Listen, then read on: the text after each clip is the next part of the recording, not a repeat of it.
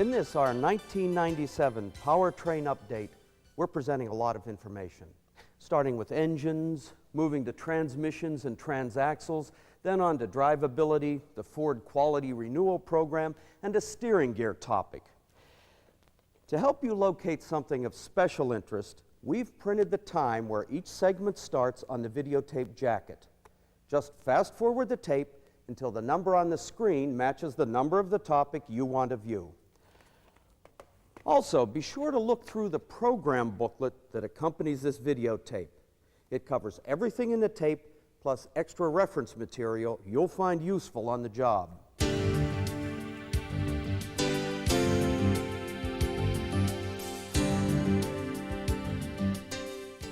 The crankshaft damper assembly transmits crankshaft rotation to the serpentine accessory belt. As the damper reacts to the force of the crankshaft driving it in one direction and the load on the belt providing resistance, it tends to flex. To accommodate this flexing, manufacturing tolerances are fairly wide, plus or minus 20 thousandths of an inch in this case. With this much tolerance, a good damper may appear to walk in and out. This amount of runout is a normal condition for 1996 and earlier 1.9-liter engines. To eliminate belt noise concerns, some techs, noticing the runout and thinking the damper's defective, replace it unnecessarily. Actually, if a belt noise concern exists and damper runout's visible, it's unlikely the two are related. When diagnosing a belt noise concern on the 1.9-liter engine, first determine which belt is involved. If the belt noise is a squeal or a chirp, it probably originates in the front-end accessory drive system. Check belt tension for a squeal. Check pulley alignment for a chirp. If the belt noise is a grating or a warbling sound that's sometimes accompanied by clicks or slaps, or a whine that changes in relation to engine speed, it's more likely due to incorrect timing belt tension. Check the tension of the timing belt. If it requires retensioning, make the adjustment following the procedure in the vehicle service manual. To keep from pre-stressing the belt, be sure the engine's cold and at top dead center before you start. By the way, if you're sure you're dealing with a belt noise but can't determine which one by the methods we've shown, remove the serpentine belt and run the engine. If the noise is still present, the timing belt's the source. If the noise goes away, it must originate in the front-end accessory drive system.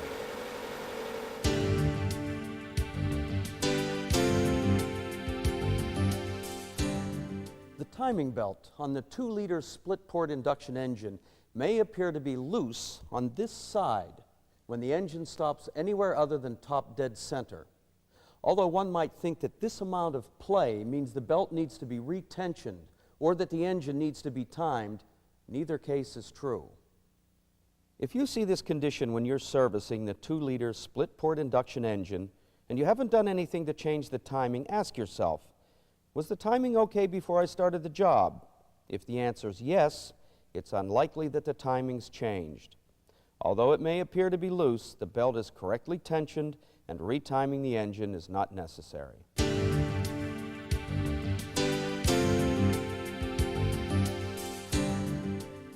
The signal hoses that carry exhaust gas to the DPFE sensor have been redesigned due to a noise concern that was associated with the original design. The original signal hoses were ballooning with the exhaust pressure pulses, producing a rattling noise that sounds a lot like an exhaust leak. Typically, it's heard between 2200 and 2500 RPM under load. New design hoses went into production vehicles on August 15, 1996 to correct this concern, and service parts are available now. If an exhaust system leak cannot be found, the source of the noise may be the original design DPFE sensor hoses. Replace them with the new design service parts, being careful not to switch the lines.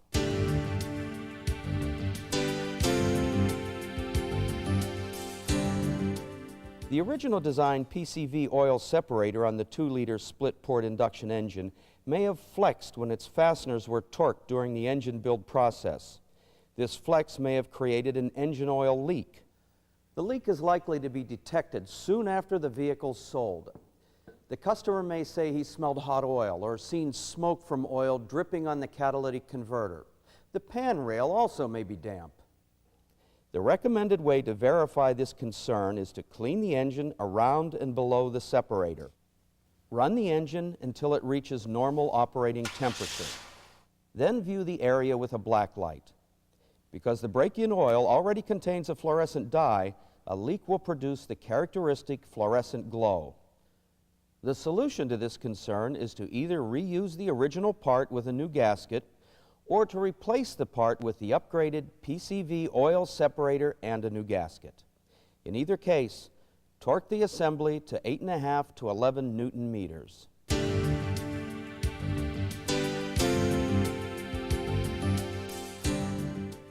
The timing chain on the 2.5-liter Duratec engine in the 1995 Contour and Mystique may clatter or rap when the engine is started after a cold soak of 4 or more hours. If the noise is present, it lasts no more than a couple of seconds and has no effect on engine durability. The cause of the clatter is oil bleed down from the timing chain tensioners when the engine is off. The noise stops when the tensioners are supplied enough oil to operate normally. To verify that the concern exists, allow the vehicle to sit for a minimum of 4 hours, long enough for the tensioners to bleed down. Then start the engine and listen for the noise. If it's present, it'll be heard near the front right side of the engine. When the engine's restarted, the noise will not reoccur.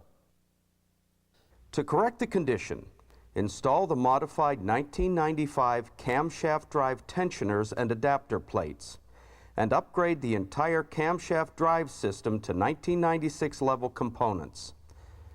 The modified design tensioners are 1 millimeter thinner than 1996 level production tensioners to accommodate the thickness of the adapter plates. The cavity that's machined into the back of these tensioners creates an oil reservoir that retains engine oil after the engine shut off, enabling the tensioners to actuate sooner. To service the concern, refer to TSB Article 962513 and follow the timing chain removal and installation procedures in the 1995 Vehicle Service Manual. Also note that the left bank and right bank adapter plates are different and are not interchangeable. Refer to TSB Article 962513 to ensure correct installation. To complete the procedure, change the engine oil in the filter using Motorcraft filter FL820 or an equivalent. When the FL820S oil filter becomes available in mid-1997, use it instead of the FL820. The new and more durable silicone bypass check valve in the FL820S will reduce the likelihood of the noise coming back between regularly scheduled oil changes. Until the new design FL820S oil filter becomes available, continue using the FL820.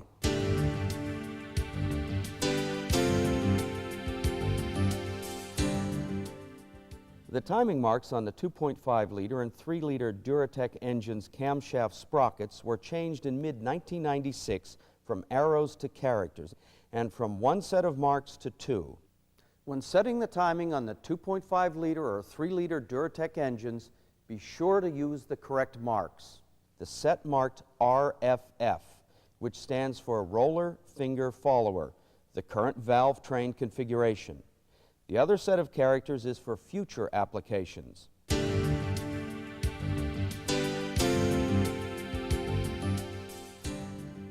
Thunderbirds, Cougars, and Mustangs equipped with a 3.8-liter engine and built from Job 1 through January 10, 1996, may weep engine oil around the number 4 front cover to water pump stud. The cause of the leak is the absence of sealant on the end of the stud that threads into the block. If the area around the number 4 front cover stud shows evidence of an engine oil leak, carefully remove the stud, but do not use an impact wrench. Clean and check the condition of the stud. If it's not damaged, reuse it. If it is damaged, replace it. Apply thread sealant D8AZ19554A with Teflon to the stud and install it in the block, tightening it to 8 to 12 Newton meters or 71 to 106 pounds inch.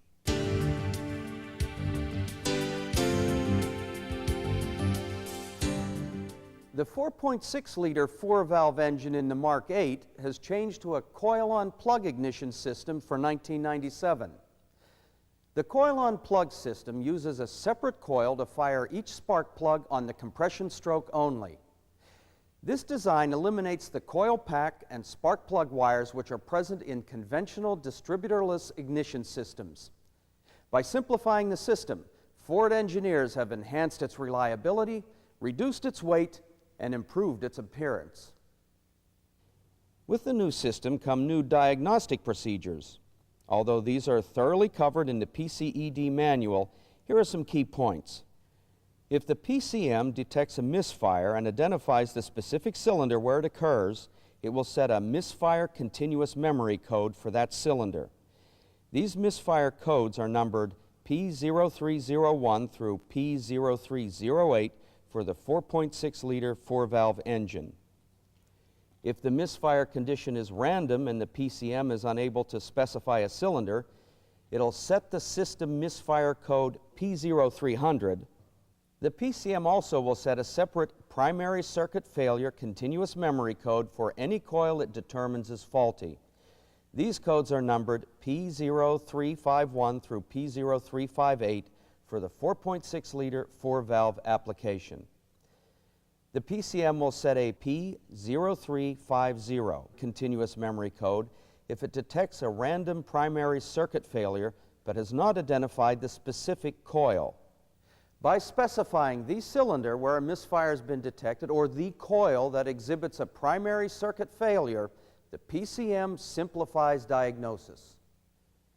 The pinpoint tests in the PCED manual are written to walk you through coil-on plug system concerns in a logical manner, whether you're dealing with a system code or a specific component. For example, for diagnostic trouble code P0350, the system code for an ignition coil primary circuit malfunction, you're directed to start your diagnosis by checking the components that have the highest probability of creating the concern.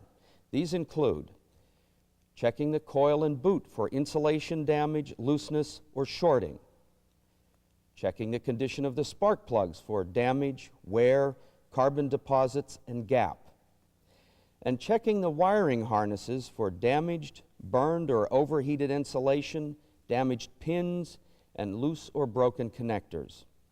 If the root cause of the concern is located among these items, the defective component is repaired or replaced. The PCM is reset, and quick test is rerun to verify the repair. If the root cause originates elsewhere, the pinpoint tests direct you to check the coil driver line, and the battery line for opens and shorts, and so on until the root cause is pinpointed and repaired.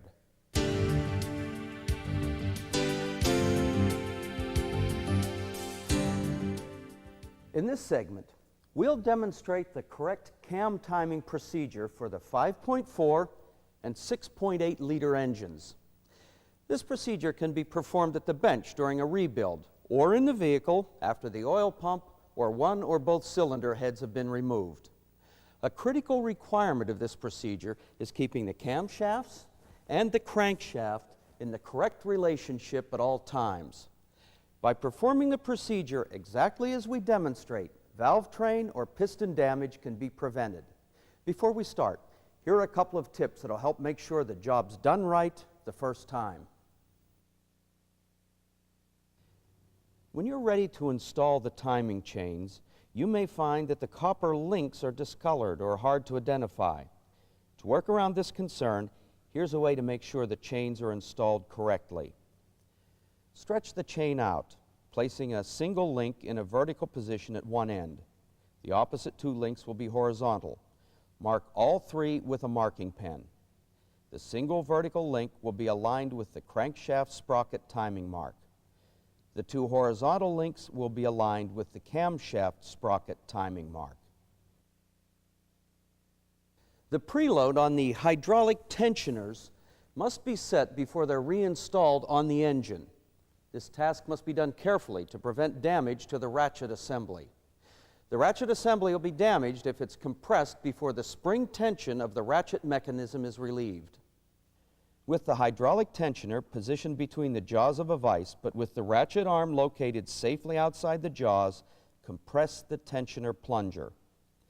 Then, using a small screwdriver or a pick, push back and hold the ratchet mechanism. While holding the ratchet mechanism, push the ratchet arm back into the tensioner housing and install a paper clip or a similar type of pin into the hole in the tensioner housing to hold the ratchet assembly and plunger in during installation. Remove the tensioner assembly from the vise.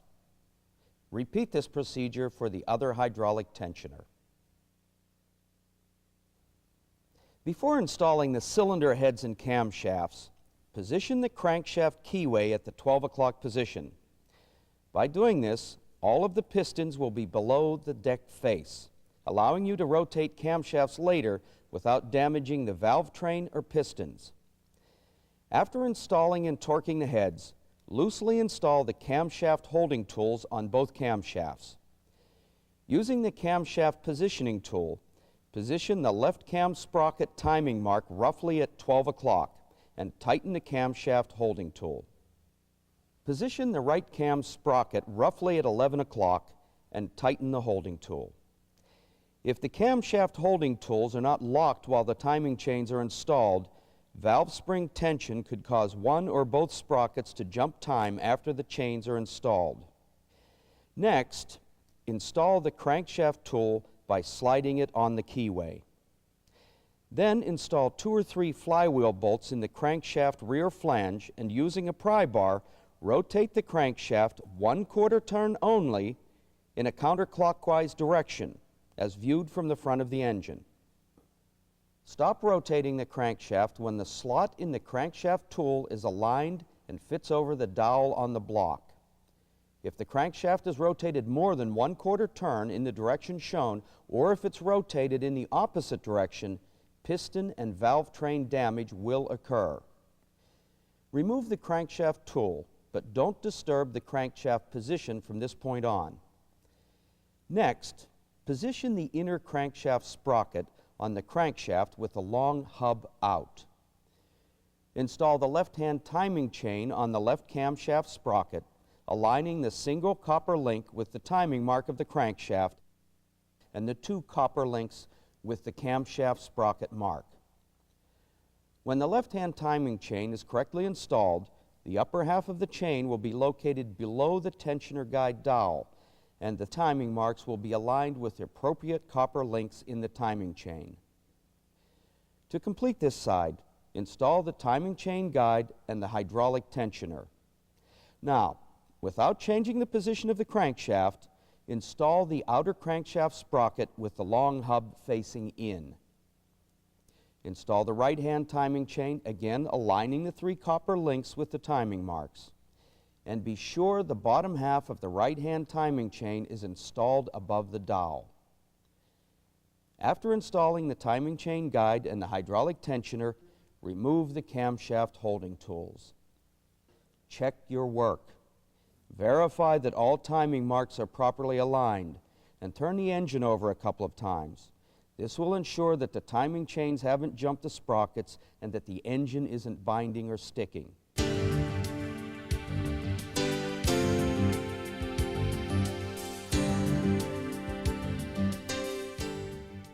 Intake manifold runner control systems are popular with our customers for the enhanced engine performance they deliver. For this and other reasons, more engines are being upgraded to electrically controlled IMROC systems, including the 1997 2.5-liter Duratec in the Contour and Mystique, and the 4.6-liter 4-valve engine in the Mark 8. The PCM controls IMROC actuation based on engine speed and throttle position. The IMROC valve plates typically remain closed at engine speeds below 3,000 RPM to improve low speed and cold engine performance. They typically open at engine speeds above 3,000 RPM to improve high-speed engine performance. Because an IMROC that fails to function correctly may adversely affect emissions, it is subject to OBD2 requirements. For this reason, the IMROC is equipped with an internal monitor switch that provides feedback to the PCM. Diagnostic trouble codes will set, and the malfunction indicator lamp will illuminate if the PCM detects the valve plate stuck open or stuck closed. Other diagnostic trouble codes will be set, but the mill will not light if an open or short is detected in the IMROC circuitry, or if the monitor switch signal is out of range. In addition to the change to an electrically actuated IMROC, the 1997 Mark 8 is equipped with a center entry throttle body. It's similar to the throttle body on the 4.6-liter four-valve engine in the Mustang. To learn more about the intake manifold runner control and other intake air systems and how to diagnose concerns related to them, refer to the system descriptions and pinpoint tests in the PCED manual.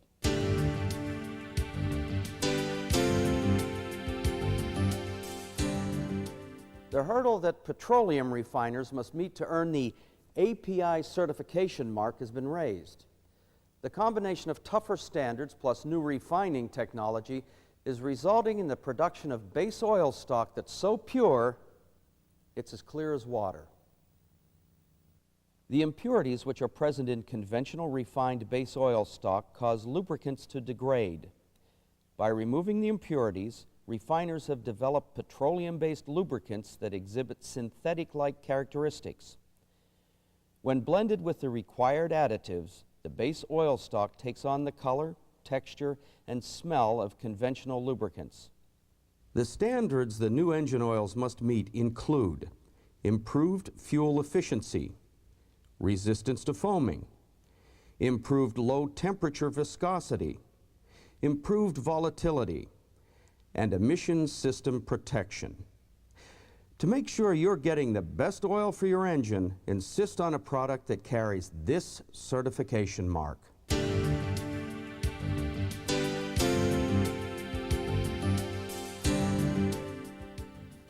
Ford is standardizing the markings on its engine oil dipsticks. Although there are several styles now, there'll be just one in 1999. The new dipsticks have min and max markings only. When the oil level is at the min mark, only 1 quart can be added. If the oil level is between the marks, oil should not be added. Adding oil when the level falls between the min and max marks may overfill the crankcase, causing foaming and potential camshaft bearing damage. When you're checking the oil on an engine equipped with a cable and bullet dipstick, wipe it thoroughly, especially the flat area. Although some oil will adhere to the outside of the bullet when you withdraw the dipstick, the marked flat surface will be partially dry. The new min and max marked dipsticks were introduced on the 2-liter Z-Tech and the 2.5-liter Duratec engines in Contour and Mystique for 1995. You'll find them in the 1996.5 5-liter Explorer engine and in the 1997 4.6-liter 2-valve engine in the Crown Victoria Grand Marquis and Town Car.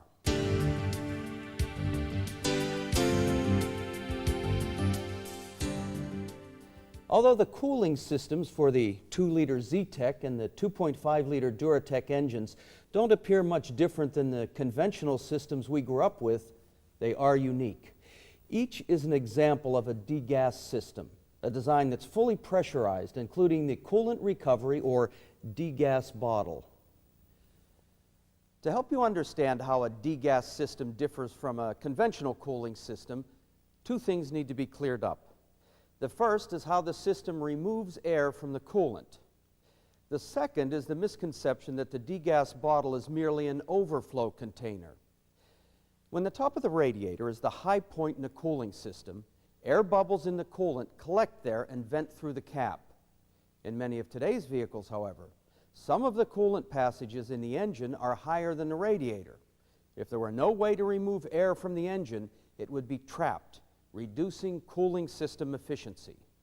The degas system gets the bubbles out by continuously purging air from the cylinder block and circulating air-free coolant back to the engine.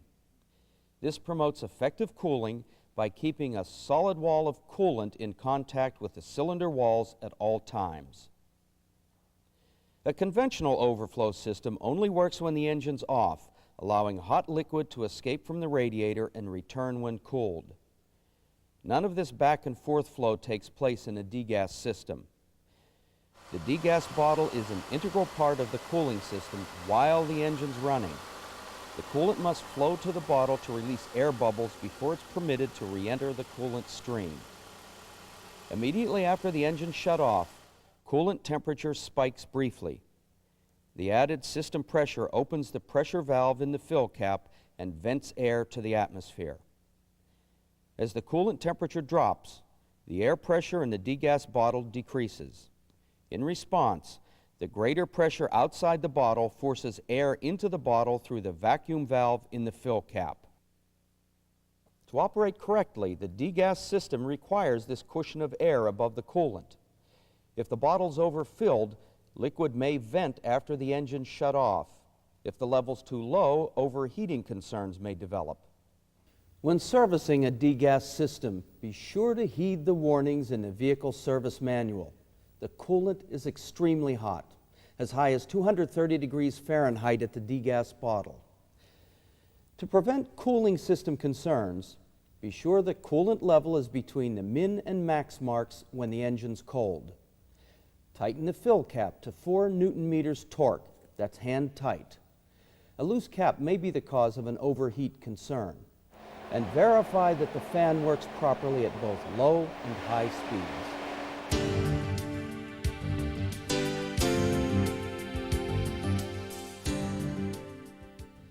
Serpentine accessory belts are often replaced when they have plenty of life left in them. Here are some tips to help you determine when a belt should be replaced. Do not replace belts that have cracks across the ribs. Although the cracks may appear at less than 50,000 miles under severe operating conditions, they neither weaken the belt nor interfere with its performance. Do replace a belt if it's missing chunks of rib material as long as 5 millimeters or 19/100ths of an inch. These are signs of belt failure.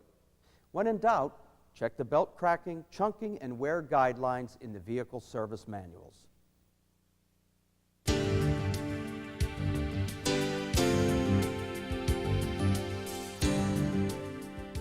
The 1997 E40D automatic transmission features a number of changes.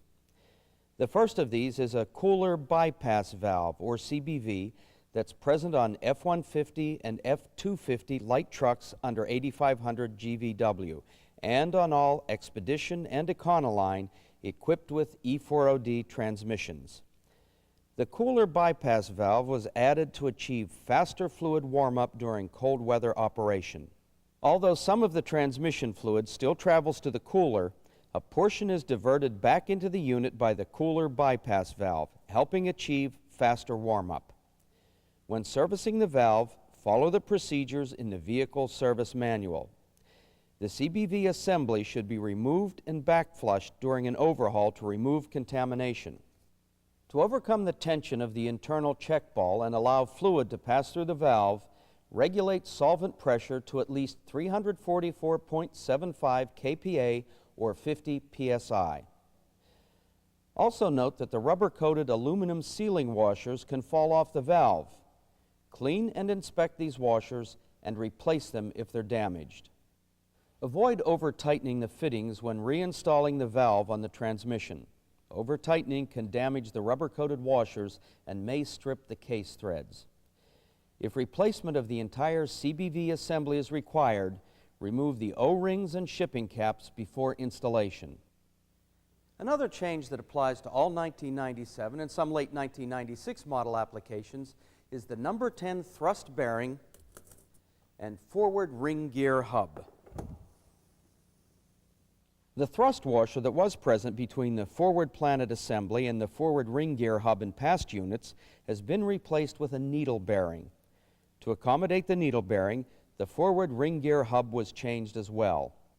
The slots in the forward planet carrier that held the thrust washer in place were also removed.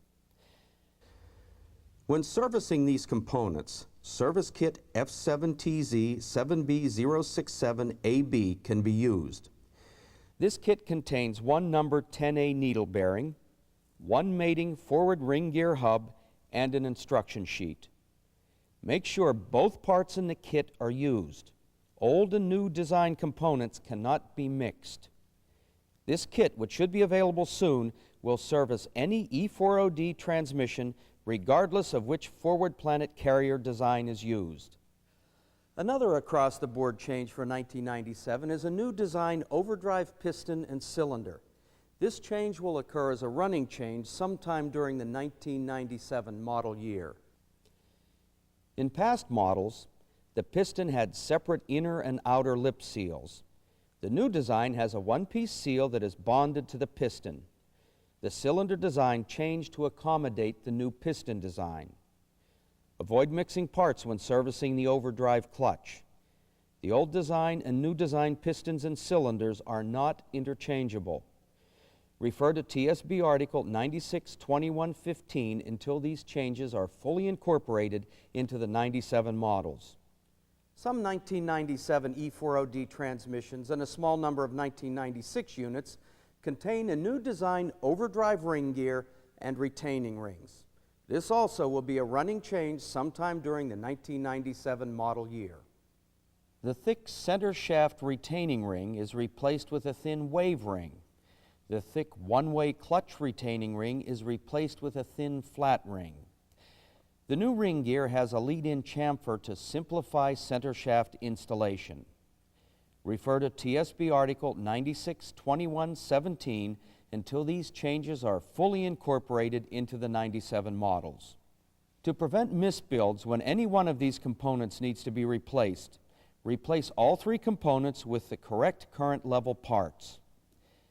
The new ring gear, when purchased, will come with the new style retaining rings. Make sure the rings are properly seated in the grooves, otherwise a repeat repair will occur. Another change to many 1997 E4ODs is the presence of a digital transmission range sensor and accompanying changes to the manual shaft and outer lever. The digital TR sensor will not retrofit to prior model year transmissions. The new one-piece manual shaft and outer lever, although similar to the 89 through 92 style, is not interchangeable with them. The E4OD changes we just covered are also presented in the program booklet. The application chart shows which of the enhancements is present in applications based on gross vehicle weight and vehicle line. Refer to the booklet when you're servicing a 97 E4OD to avoid misbuilds. To complete the discussion of the E4OD, here are several reminders about topics that recently appeared as TSB articles.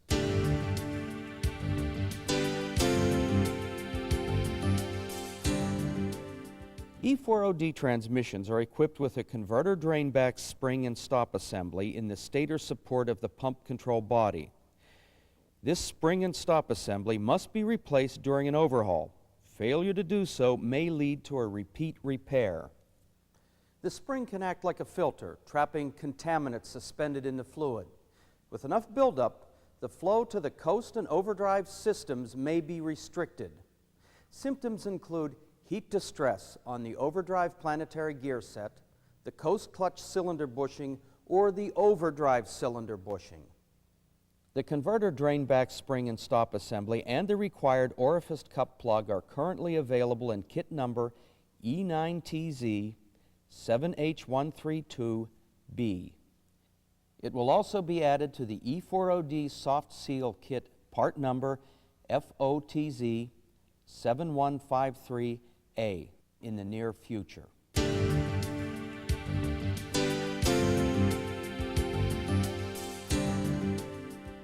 E4OD transmissions built after August 7, 1995 contain a new design intermediate band apply servo assembly, part number F6TZ 7D021A. The new assembly will service all past and current E4OD transmissions. When the intermediate band apply servo assembly needs to be replaced, Exercise caution to prevent mixing parts. To use the old design in a new transmission, the case must have a groove for the retaining ring. If there is no retaining ring groove in the piston bore, only the new design assembly can be used. When replacing the old design with the new assembly, do not reuse the old retainer and retaining ring. They're not needed. To remove the new design, gently tap on the piston rod protruding from the top of the piston with a rubber or plastic mallet. The spring load from the tap will pop the servo assembly up enough to be removed. To install the new design, lubricate the piston seal with transmission fluid and slide the servo assembly into the case bore until the assembly is just below the top of the bore.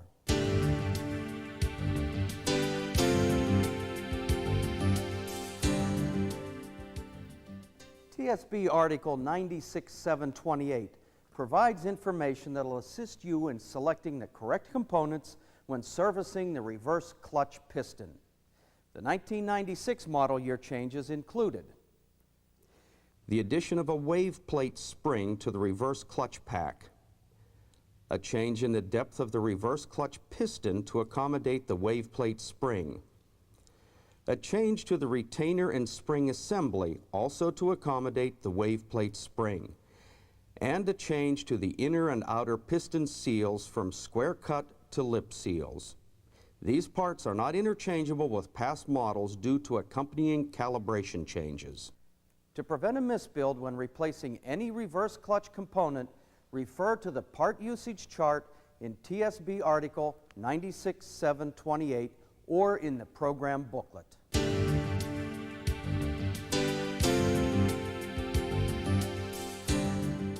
The 1997 CD4E transaxle contains a new crimp nut design park lever assembly and a redesigned park pawl ratchet spring that's blue in color. The new ratchet spring can only be used with the new park lever assembly. If the park lever assembly in a 1997 CD4E transaxle needs to be replaced, install the crimp nut design assembly, part number F6RZ 7R392AA. The components that comprise the assembly cannot be ordered individually. If the spring also needs to be replaced, install the blue park pawl ratchet spring, part number F7RZ 7A180AA.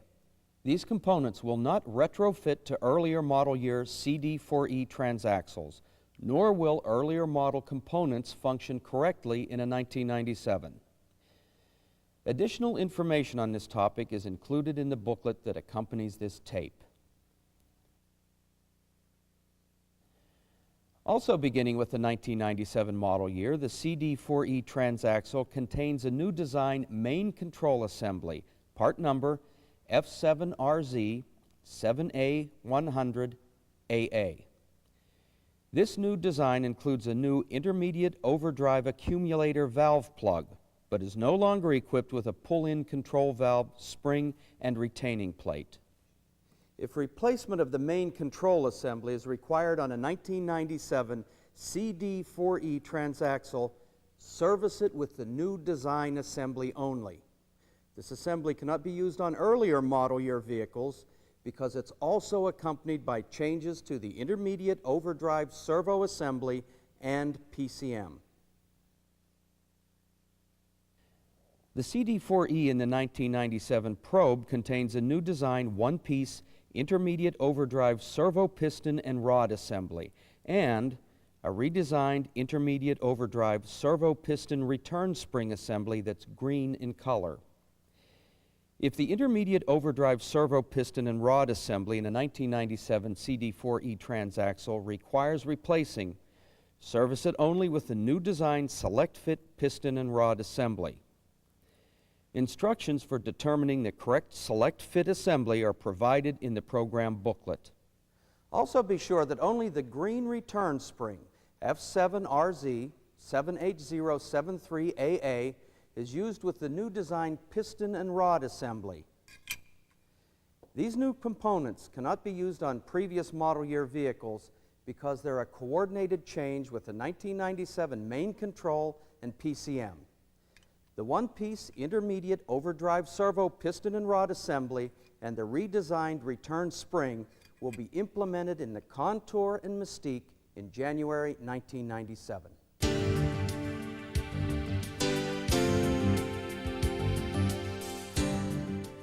Although some driveline noises are symptomatic of component failure, wear, or misadjustment, others are normal. The customer needs to know that. TSB Article 9687 describes noises which may be exhibited by AX4S and AX4N automatic transaxles. It was published to help you know which noises are normal and are to be expected. We've reprinted TSB Article 9687 in the booklet that accompanies this tape and added another noise concern too, a clunk in Windstar vehicles. The clunk may be heard when the transaxle shifted out of park when the vehicle's parked on an incline. The clunk occurs when the weight of the vehicle is taken off the park pole. To learn more about servicing AX4S and AX4N noises, refer to TSB Article 9687 and the program booklet. You'll find that a number of noises are either normal or should not be serviced at this time.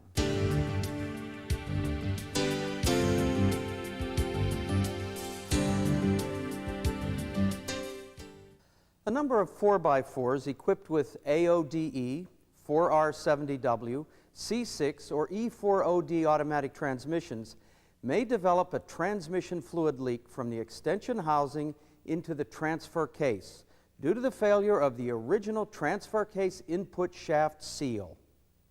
To see which vehicles may be affected by this concern, check the list in the program booklet. The customer may report a drop in transmission fluid level or shift or engagement concerns. To diagnose the concern, check the fluid level in the transmission. If the fluid's low and there are no visible leaks, check the transfer case fluid level. It should be just below the fill plug hole. If the transfer case is over full and the transmission fluid's not burnt, remove the transfer case and install the new double lip design seal, part number F77Z 7B215AA. Loctite's not required with this seal. If the transmission fluid is burnt, repair the transmission as required and then replace the transfer case input shaft seal.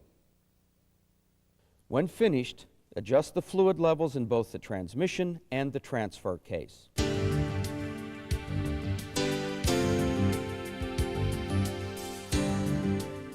A new case and main control are available to service certain 1992 through 1995 AODE and 4R70W automatic transmissions. When servicing an existing unit with either a new case or a new main control, the correct pilot sleeves and bolts must be installed to prevent a misbuild. The new transmission case pilot holes are smaller to match the smaller pilot bolts used in the new service main control. When replacing only the case and reusing the original main control, replace the original pilot bolts with small-tipped N808962S bolts and gasket number F6AZ 7C155A. Use the large-tipped pilot bolts to assemble the main control. They align the separating plate and the valve body gasket. After the main control is assembled, remove and replace the large-tipped pilot bolts with the new bolts. The reinforcing plate and separating plate bolts will keep the components aligned. When replacing only the main control and reusing the case, install sleeves F6AZ 7K720A in the main control pilot holes. And remember to install the new EPC solenoid retainer, part number F6AZ 7H111A. The necessary parts are all listed in the parts catalog.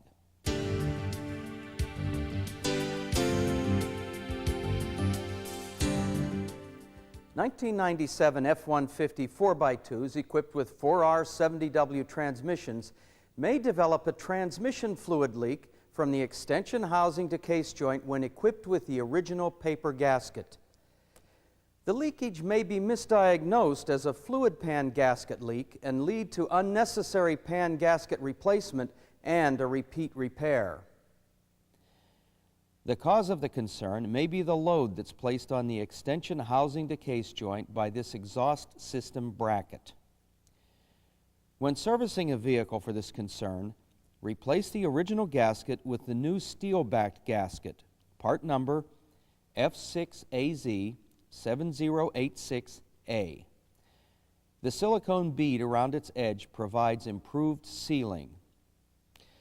To avoid preloading the extension housing to case flange joint and provide clearance for the extension housing mount bolt installation, you can enlarge these holes as much as 1/8 inch at the front and rear before installing the bracket. When reassembling the bracket, tighten the nuts on the exhaust system end first. Then install and tighten the through bolts to the extension housing mount flange.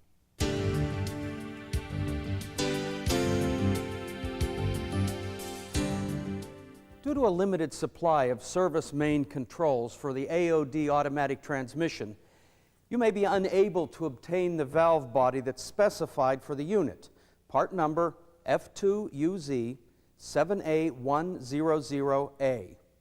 If you must replace the main control on a 1992 or 1993 5-liter Econoline, install the F-Series valve body, part number F1TZ 7A100B, to prevent a vehicle down concern. And make sure to use the correct gasket, since using the wrong one may cause shift concerns or damage the transmission. Using this alternate main control on the AOD may result in busy shifts or early 3-4 or 4-3 shifts. If you notice these symptoms when you test drive the vehicle after making the repair, inform the customer and arrange for a callback when the correct part's available. Also be sure to have the original main control shipped to the Ford Quality Renewal Center. The address is provided in the program booklet.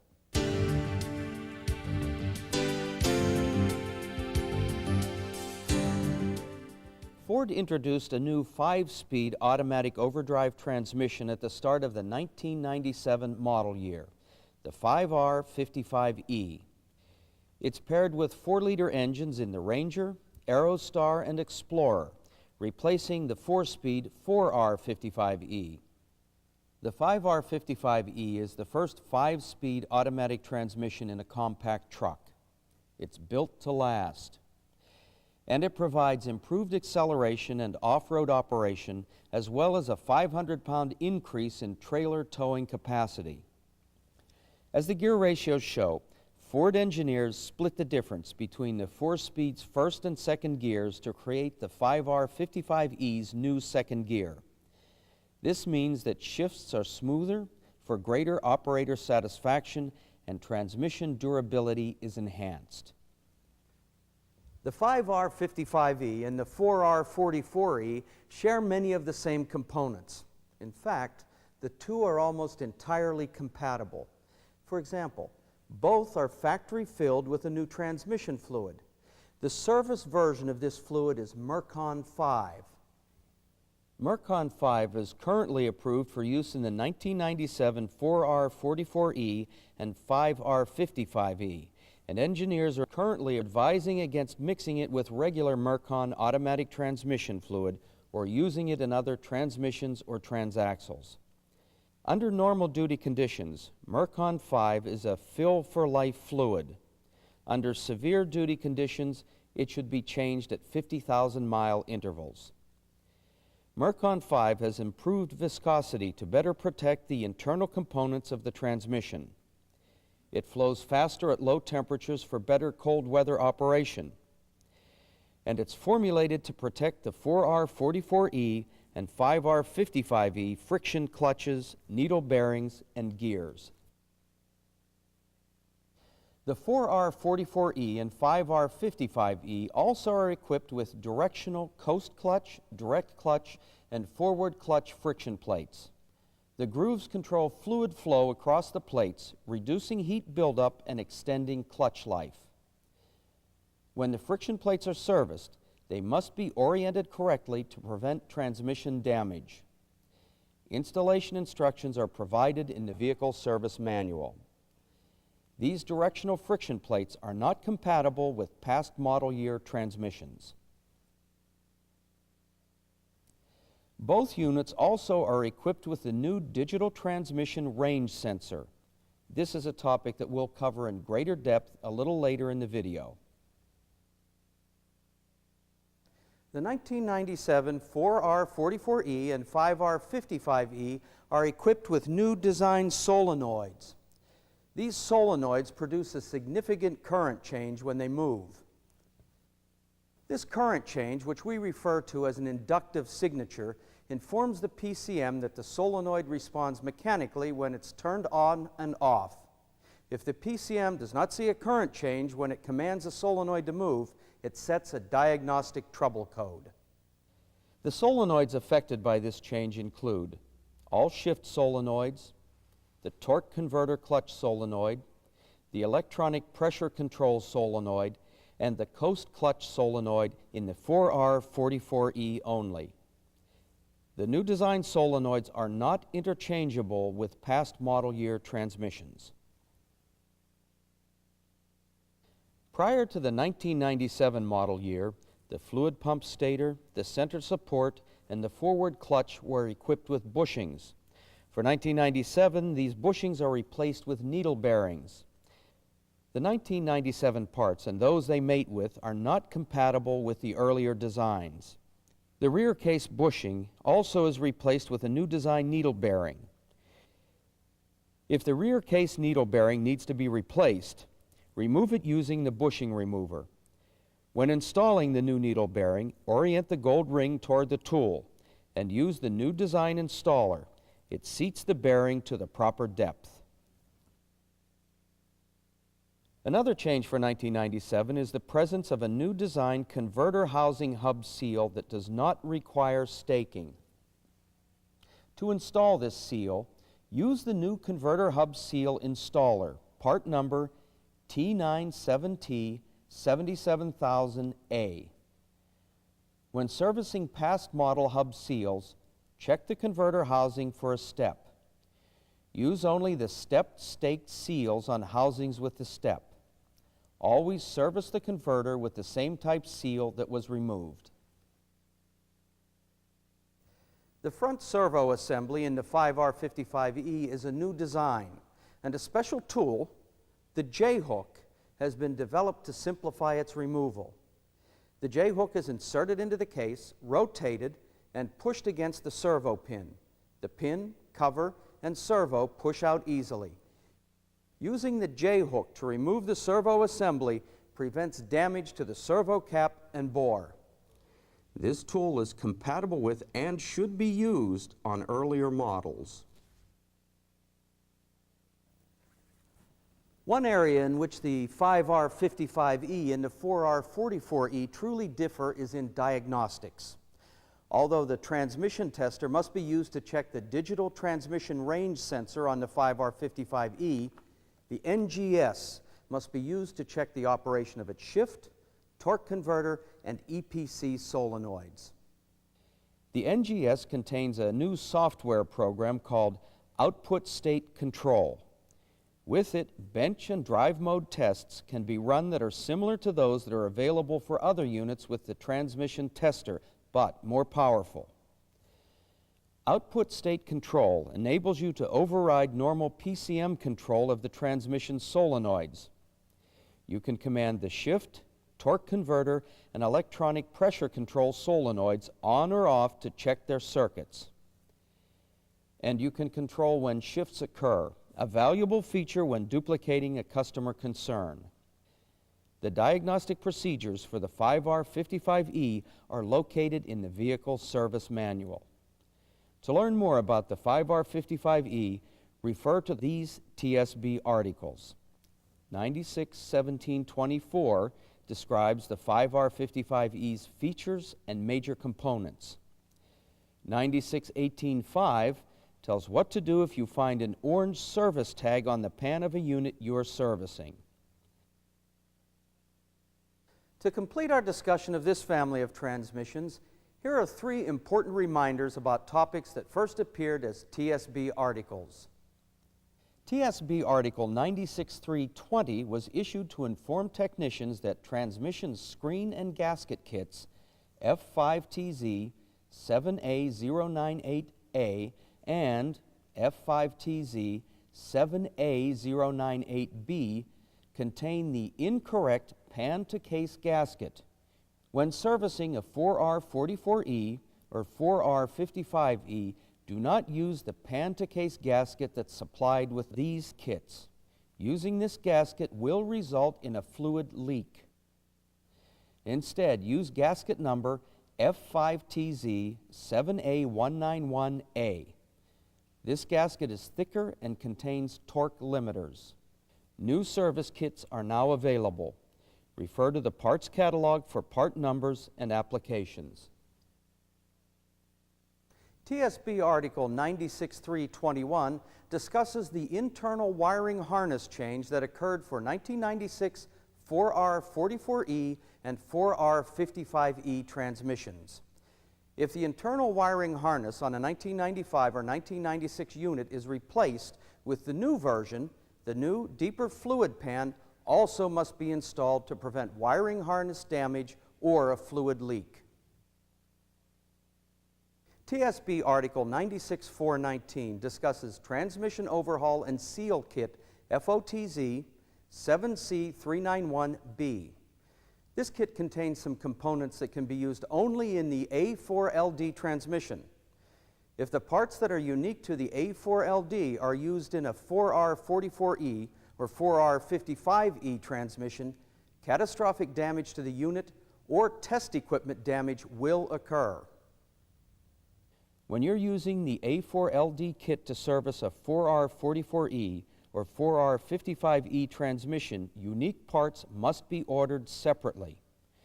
This information is printed in the part usage charts in the TSB article and in the booklet that came with this videotape. New service kits are now available. Refer to the parts catalog for part numbers and applications.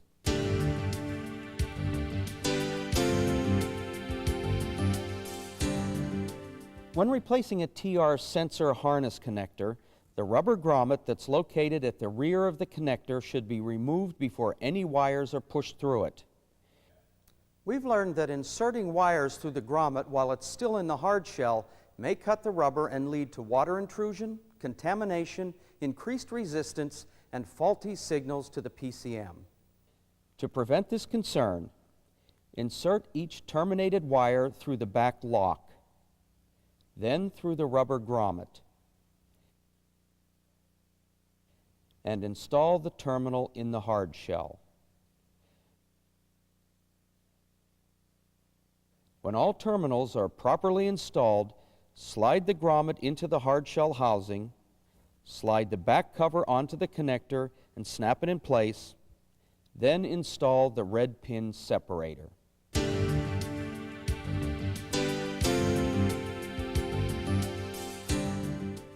All 1997 light trucks and most rear-wheel drive passenger cars are equipped with a digital transmission range sensor. The digital design is more robust than its predecessor, so it's more durable and less likely to produce noisy signals. The digital TR sensor employs switches, not the sliding contacts that are present in conventional designs. In overdrive, the contacts are open, so there's nothing to wear out. The pinouts also are identical across all applications, and the pin assignments are the same, simplifying diagnosis and service. To diagnose the digital TR sensor, use the transmission tester, the new digital TR sensor overlay, part number 007-00131, the TRE cable, part number 007-00111, and follow the appropriate pinpoint test in the service manual. To set up the E-cable, switch it to the digital setting and connect its black connector to the sensor. The transmission tester manual is also revised and includes all units and applications since electronic controls were introduced in Ford automatic transmissions and transaxles. All of the transmission tests also are located in the service manual for the application.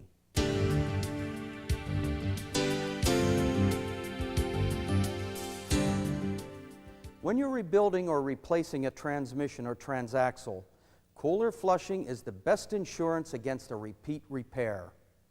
Flushing with the right equipment, the Rotunda torque converter, oil cooler cleaner, or an equivalent machine removes metal and fiber particles from the cooler so they won't contaminate the nice clean transmission you took so much care to service.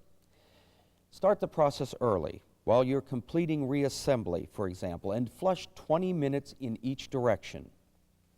When the job's done, blow out any remaining solvent with a light flow of air. High pressure air may damage the cooler's internal components. Also avoid using aftermarket flush-in-a-can products.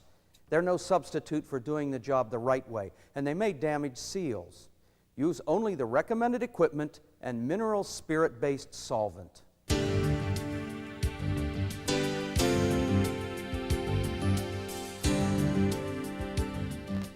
Ford recently issued new guidelines which will take the guesswork out of diagnosing and servicing torque converter assemblies. These guidelines will be published in an upcoming TSB article and are reprinted in the program booklet. When the procedures are followed, fewer good torque converters will be changed unnecessarily. The diagnostic procedures will look familiar. They closely parallel the diagnostic flow chart that's been a part of the transmission and transaxle reference manuals for years. If a thorough diagnosis indicates that the torque converter does not function correctly, is damaged, or is excessively worn, it must be replaced. It also must be replaced if there is evidence of fluid contamination due to a major metallic failure, multiple clutch or clutch plate failures, or component wear that is sufficient to cause metallic contamination. After a torque converter assembly is replaced, the procedures require flushing in both directions of all coolers and cooler lines to remove contaminants, and flow testing of the transmission cooler.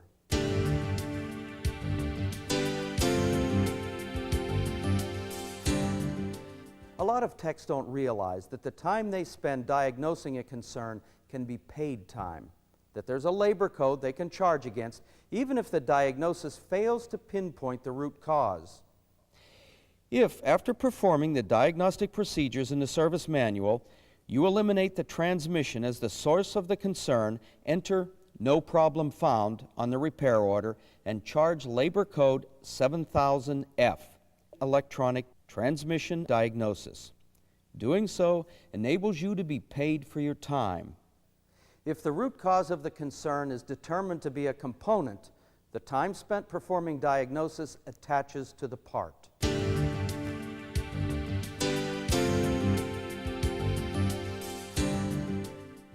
A number of passenger cars built between 1992 and 1995 and equipped with the AODE or 4R70W automatic transmission may exhibit torque converter shudder under light to moderate acceleration at speeds above 35 miles per hour. The shudder or vibration typically occurs in third or fourth gear or during a 3-4 or 4-3 shift. The root cause of the condition is automatic transmission fluid breakdown. If diagnosis confirms the condition, here's how to service the concern. If the shudder occurs below 7,000 or above 20,000 miles, change the transmission fluid, including the fluid in the torque converter, the cooler, and the cooler lines.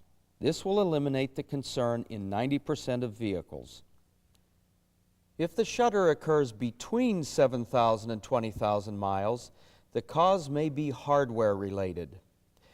To service these vehicles, remove the transmission, replace the torque converter assembly with the correct service part.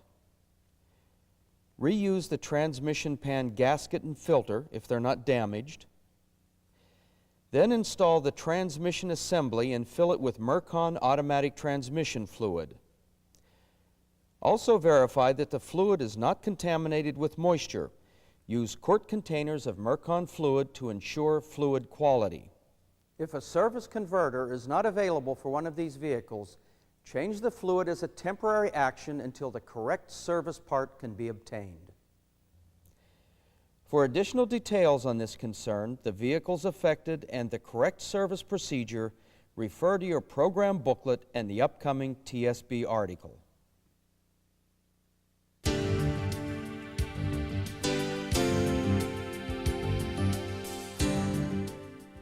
A new tool was recently developed to simplify the disassembly and reassembly of the Mark 8 steering column. It's the tilt spring compressor, part number T97P 3D655A.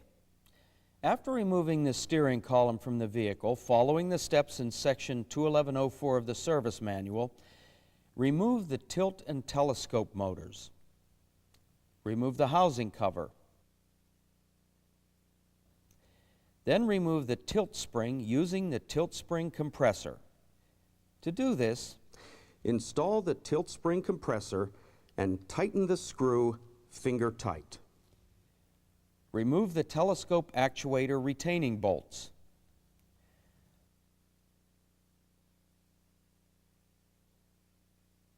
Slowly turn the tilt spring compressor bolt counterclockwise to release the spring tension.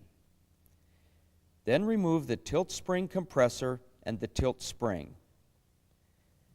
Continue the disassembly as directed in the service manual. When reassembling the steering column, use the tilt spring compressor when you're ready to install the telescope actuator retaining bolts. Install the tilt spring compressor. Turn the bolt clockwise until the bolt holes for the telescope actuator align. Install the telescope actuator retaining bolts. Then, with the tilt spring securely in position, remove the tilt spring compressor. Continue reassembly following the steps in section 21104 of the service manual.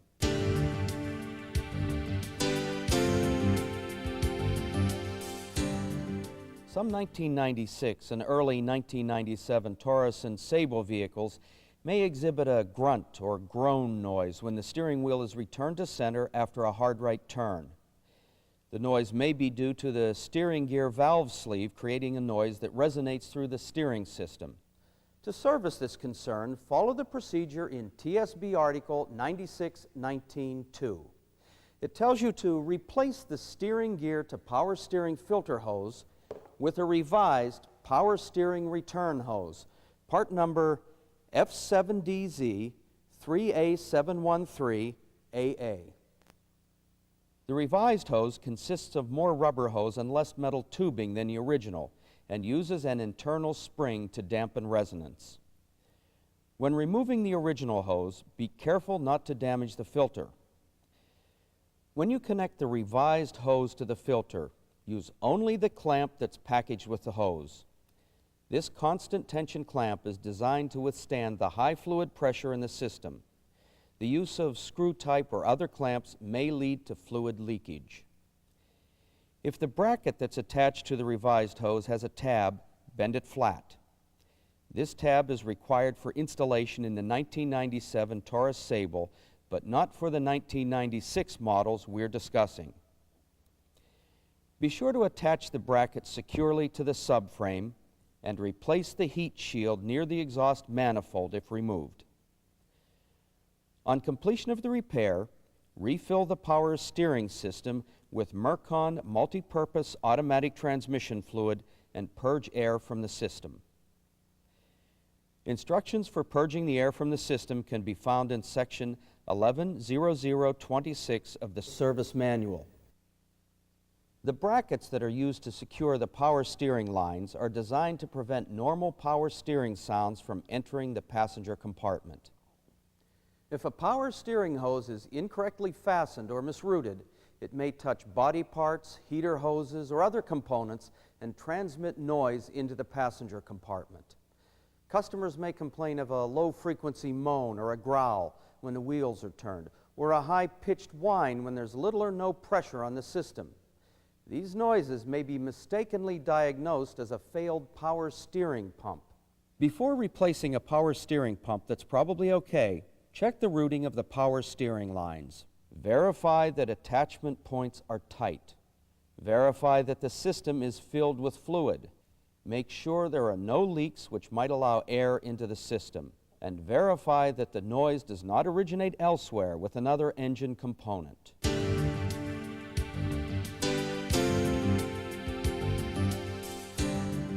Although evaporative emissions systems are configured in different ways, they serve the same purpose.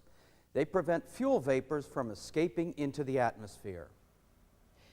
Because an evaporative emissions system must comply with OBD2 regulations, it's closely monitored by the PCM for component failures and leakage. If a leak's detected, the PCM sets a diagnostic trouble code and illuminates the malfunction indicator lamp. This program deals with a recent EVAP system design, the Evaporative Emission Running Loss Monitor System. We'll show how it works in a light truck application and demonstrate how leakage concerns are diagnosed. The Evaporative Emission Running Loss Monitor System in this F-150 consists of these components: the fuel tank, the fuel filler cap, the fuel vapor valve, the fuel pump sender fuel level input wire to the PCM, 2 1-liter fuel vapor storage canisters, the fuel tank pressure sensor, the vapor management valve, the canister vent solenoid, the PCM, and the connecting wires and fuel vapor hoses. Vapors from the fuel tank and crankcase are continuously vented into the vapor storage canisters, whether the engine is on or off. The activated carbon that fills the canisters traps the vapors, preventing them from escaping into the atmosphere. When the engine is on and operating within a prescribed set of conditions, the vapors are purged from the canister and burned in the engine.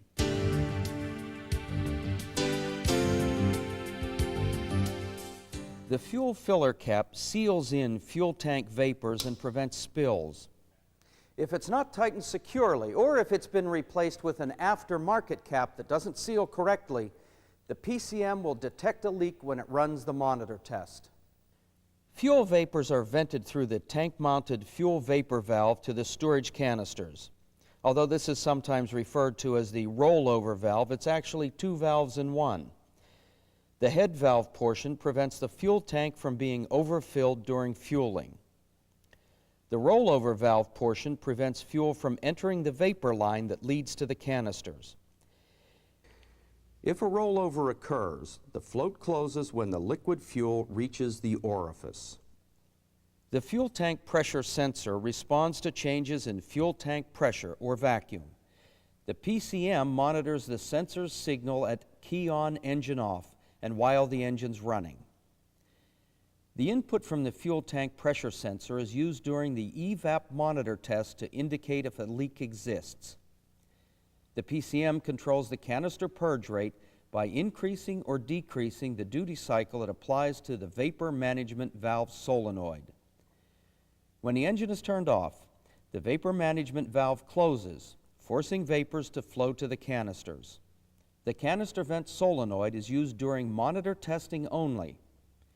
To initiate the test, the PCM applies a 100% duty cycle to the canister vent solenoid. With the canister vent solenoid closed, the EVAP system no longer has a source of purge air. As a result, intake manifold vacuum draws down the vacuum throughout the system.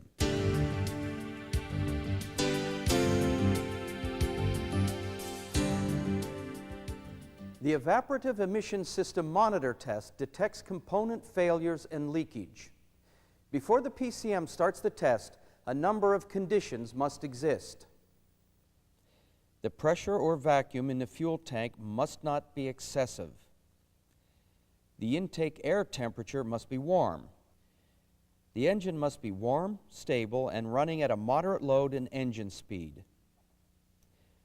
Closed-loop fuel control must be enabled. And the vehicle must be moving at a steady speed, typically between 40 and 70 miles per hour for a period of time. When these conditions are met, the PCM closes the canister vent solenoid but keeps the vapor management valve open to draw down the vacuum in the system. When system vacuum reaches a predetermined level, the PCM closes the vapor management valve, sealing the system completely.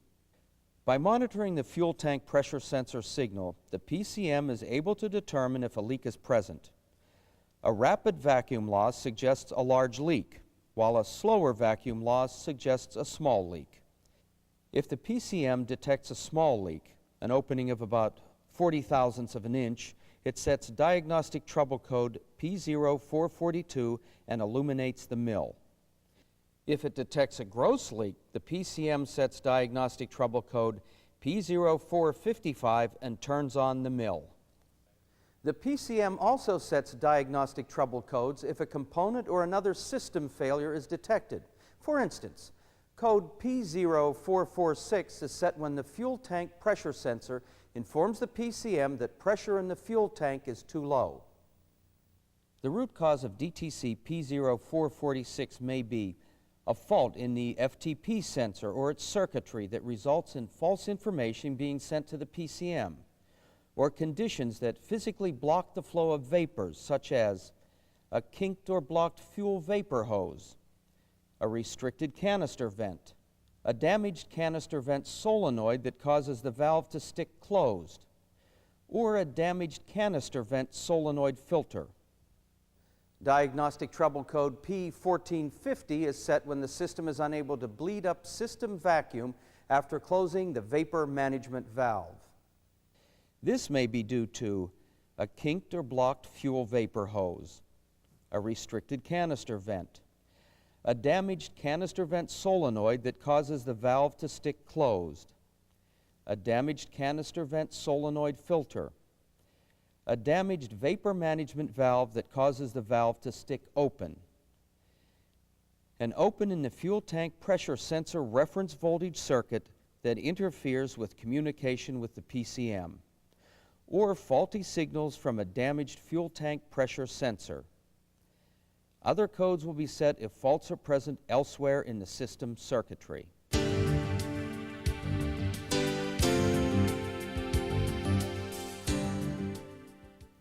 To locate a leak in the EVAP system, use the Rotunda Evaporative Emission System Tester or an equivalent device. When using the tester, follow the instructions which are provided in the tester kit and refer to the PCED manual or SBDS for step-by-step guidance as you check the system. Also refer to SBTS and the most current CD-ROM for the latest diagnostic updates. Using an inert gas like nitrogen or argon, pressurize the system at the service port to the level specified in the PCED manual. Never use oxygen or any other gas that promotes or accelerates combustion. Then check the hoses, connections, and fuel filler cap with the ultrasonic leak detector. Avoid using soap solutions like Snoop around the fuel filler cap. Some brands are known to damage the cap's O-ring, resulting in vapor leakage. If a leak is not detected with the compressed gas fitting connected to the test port, attach the fuel filler cap adapter, repressurize the system, and check the test port itself. After all, it could develop a leak. After locating the leak, make the required repair, clear stored codes, and perform the EVAP monitor repair verification procedure.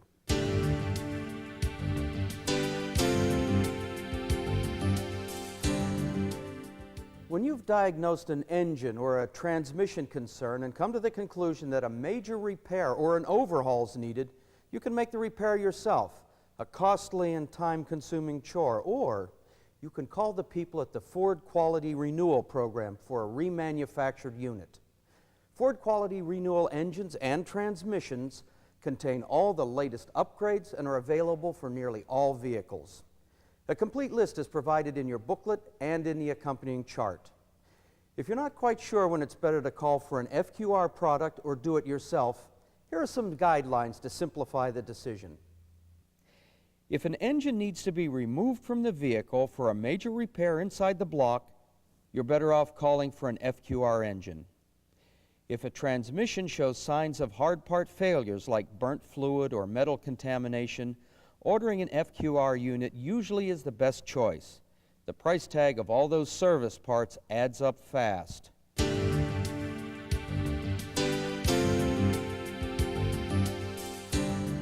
After the Ford Quality Renewal engine or transmission's installed, there's one thing left to do before your work's done. Fill out the paperwork and return it to Ford. Here you go, Mike. Okay. Looks good. Thanks. The diagnosis forms we get back from you help us track persistent concerns. Armed with that information, we can get engineering going on product improvement. If you don't tell us what your diagnosis turned up by sending back a completed diagnosis form, we're deprived of the best source of information we have, you and your fellow techs.